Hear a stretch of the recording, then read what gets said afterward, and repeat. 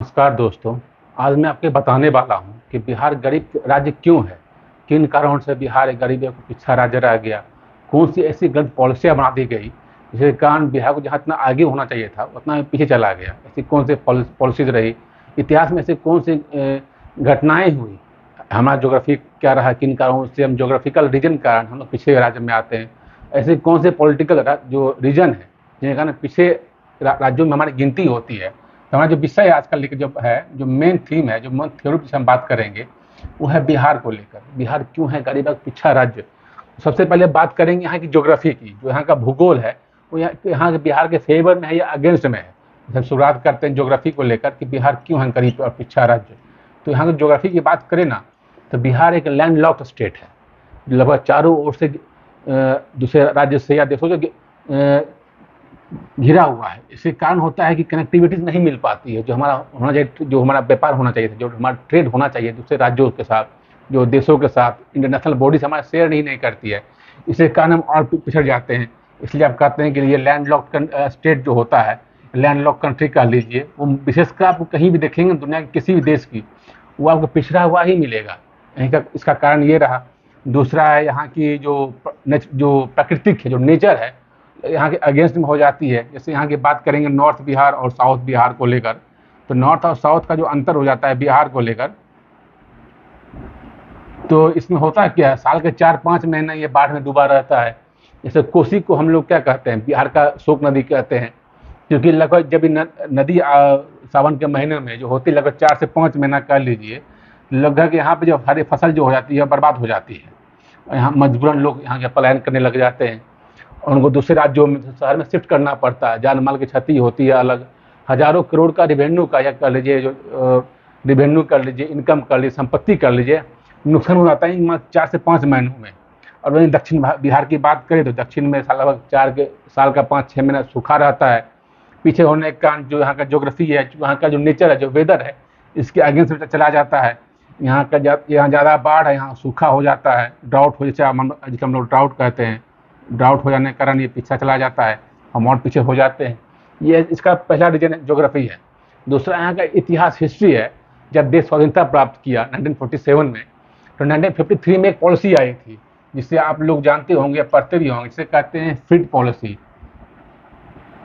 Fit equalization policy कहते हैं, या समान भारा समानीकरण नीति कह लीजिए।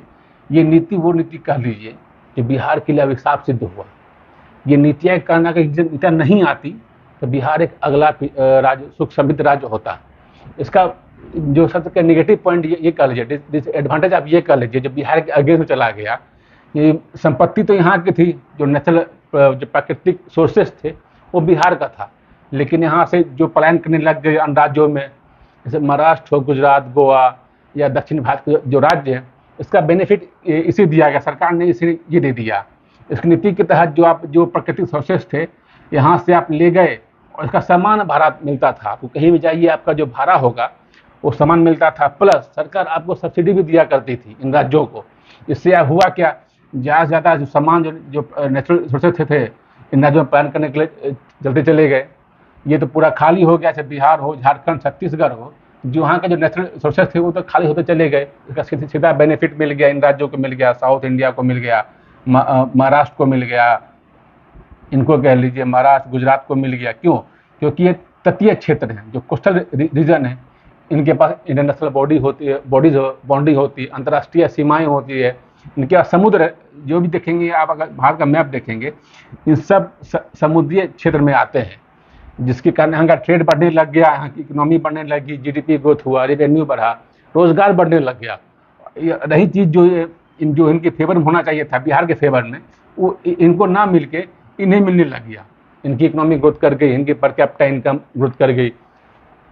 और तीसरा जो मेन फैक्टर है, सबसे बड़ा कारण से कह सकते हैं, जो आज भी हम सफ़र कर रहे हैं, तीसरा सबसे बड़ा कारण है, यह पॉलिटिकल, राजनीतिक कारण है। कि ये कह लीजिए पॉलिटिकल, 1961 से लेकर ये कह लीजिए 1991 तक, इन 30 सालों में है 20 बार सरकार बदली थी, 20 टाइम्स। इससे होगा क्या, 1.5 साल का ये समझ लीजिए, निकालेंगे एवरेज, लोग 1.5 साल तक एक सरकार चल पाई थी, मात्र 1.5 साल के लिए। तो इसमें आप अनुमान लगा सकते हैं कि बिहार पिछड़ा राज्य किसे रहेगा इन 1.5 सालों के कारण। हम कोई पॉलिसी अगर बनाते हैं उसे इम्प्लीमेंट करने के लिए समय चाहिए होता है, कार्यकाल चाहिए होता है, जो लगभग सरकार जो बनती है वो 5 सालों के लिए बनती है। कारण होता है आप सरकार बनाएंगे, नीतियाँ ही बनाएंगे, उसे इम्प्लीमेंट करने के लिए ग्राउंड लेवल पर जाना पड़ता है। जो होना चाहिए था वो मिल ही नहीं पाया, जहाँ होने चाहिए 5 साल वो मिला 1.5 साल। इसके कारण हुआ क्या, बिहार चला गया, जो शायद 3 साल का जो गैप रहा उसी में बिहार पिछड़ गया। अन्य राज्यों की तुलना में देखिएगा तो वहाँ पे पॉलिटिकल स्टेबिलिटी है, जिस कारण ग्रोथ करता है। और ये जो कारण रहा इसमें क्या हुआ, जीडीपी जो बढ़ना चाहिए था वो डाउन चला गया, पर कैपिटा इनकम कह लीजिए वो डाउन में चला गया, और भी चीज़ें हैं, रेवेन्यू कह लीजिए, रोजगार कह लीजिए, इसमें क्या हुआ, हम डाउन होते चले गए। ये सब मेजर फैक्टर रहे बिहार के पीछे राज्यों में गिनती आने के कारण, यही सब मेन फैक्टर रहा। और भी चीज़ कारण रही, जो ऑप्शन हमारे पास होना चाहिए था, जैसे मान लीजिए आर्थिक विकास को लेकर जो पॉलिसी बननी चाहिए थी वो बनी नहीं, कि हम इकोनॉमिक ग्रोथ कैसे कर सकते हैं। इकोनॉमिक ग्रोथ की बात की जाए, हमारे पास कौन से ऐसे फैक्टर हैं, कौन सा ऑप्शन है जो हमारे पास है, जो हमारे फेवर में है, उससे हम कैसे काम कर सके, वो होना चाहिए था, वो हो नहीं पाया। हम लोग विशेषकर नौकरी तक के सीमित रह गए, एम्प्लॉय बनने के चक्कर में रह गए, और कई राज्य एम्प्लॉय एंटरप्रेन्योर बन गए। हम लोग सरकारी नौकरी के पीछे भागते रह गए और नौकर से लोग मालिक बन गए।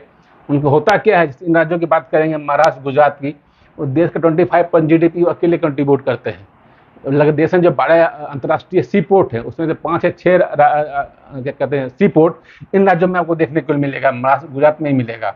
इसके कारण क्या है, देश के अमीर राज्यों में आते हैं, इनके पर कैपिटा इनकम ज़्यादा है, इनका देश की इकोनॉमी पे कंट्रोल ज़्यादा है, इसलिए ज़्यादा स्ट्रांग है ये। हमारे उतनी स्ट्रांग नहीं है बिहार पे, पॉलिटिकली कह लीजिए। कहने को 40 सीटें यहाँ पर आती है, 40 सीटें हैं लोकसभा की, लेकिन जो पकड़ होना चाहिए था, जो स्ट्रांग होना चाहिए था, वो नहीं मिल पाता। वो एडवांटेज गुजरात को मिल जाता है, क्यों, क्योंकि यहाँ की इकोनॉमी ज़्यादा स्ट्रांग है, यहाँ की इकोनॉमी ज़्यादा स्ट्रांग है, इनकी ज़्यादा पकड़ है। अगर हमारी इकोनॉमी ज़्यादा स्ट्रांग होगी, हमारी पकड़ ज़्यादा बनेगी। हमें चाहिए कि हमारा जो होना चाहिए था इकोनॉमी पर ज़्यादा फोकस करिए, पर कैपिटा इनकम पे हो, जीडीपी ग्रोथ हो, रेवेन्यू कैसे जनरेट कर सके, ये होना चाहिए था। लेकिन अभी इस पर काम होगा तो बिहार फिर से आगे बढ़ेगा। हमारा इतिहास भले स्वर्णिम रहा हो, लेकिन वर्तमान परिस्थिति जो चैलेंजेज है वो ज़्यादा चैलेंजिंग हो गया। इस पर हम काम करेंगे, पॉलिसी पे अगर काम किया या ज्योग्राफी का कुछ नहीं कर सकते, लेकिन हम पॉलिसी को चेंज कर सकते हैं, इकोनॉमी को चेंज कर सकते हैं, जो पॉलिटिकल सिनेरियो है, जो अनस्टेबिलिटी है, उसे बदल सकते हैं। अगर हम इन दोनों नीतियों पर ही काम करें तो ये बिहार आगे बढ़ सकता है। इतना ही है, फिर मिलते अगले वीडियो में। धन्यवाद। जय हिंद, जय बिहार।